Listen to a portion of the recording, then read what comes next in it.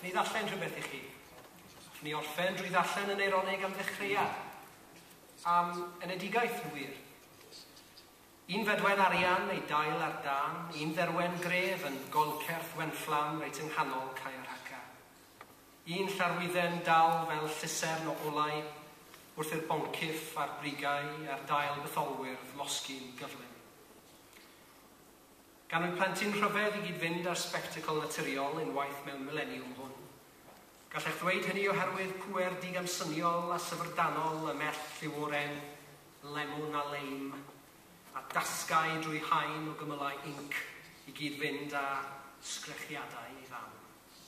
Mell di losgi cysgodion, mell di godi braw'r brain nes i bod yn colli pli ac yn edrych fel ffos ar ffordd i'r ffwrn. Dyma fi'n dod, mam. Dyma fi'n dod i newid popeth. Rwy'n teimlo'n hyderus y byty'r antur sydd i ddod o boi ydw.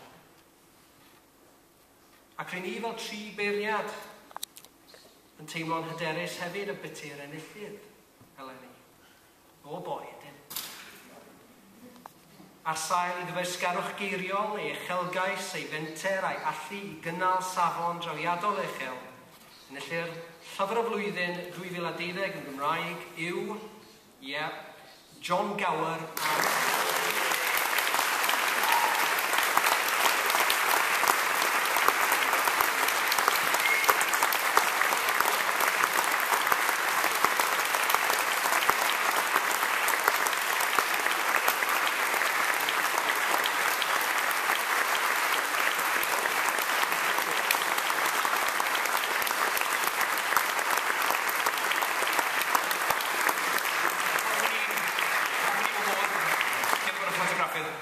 cael ei gafel arno nhw. Hoffwn i wahodd John i weid gael beddau.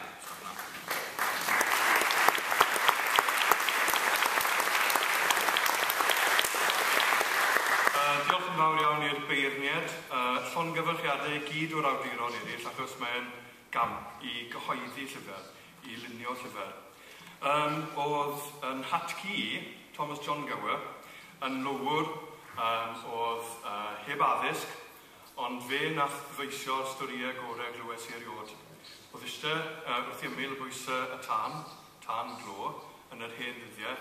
Nath e'n ddysgu fi sut i adrodd stori oedd yn cymell, oedd yn eich cadw chi, oedd yn hoelio'ch sylw.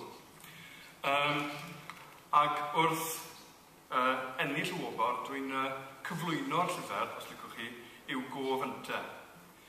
Dwi am ddiolch i Meirwen Rhys Jones yn Gomer, nath gychwyn Gwydion Magidion ar ei siwrne.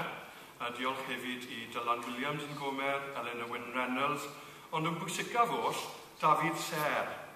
Mae yna lot o drafod wedi bod ynglyn â rôl a phwrpas ac angen am olygyddion creadigol. Pan gychwynnodd David Ser ar y broses o cydweithio ar y storiwr, nath ei gyfadde bod e ddim yn darllen y math yma o nofelau.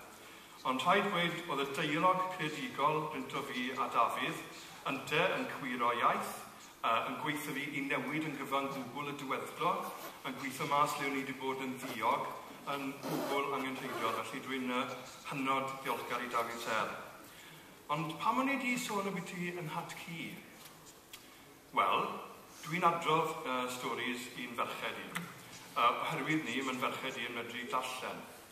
A dwi'n credu bydde fe yn pôn calon i'n Hatci, bod ni'n byw mewn gwlad le mae pobl yn raddol symud tuag at anllythrenogrwydd.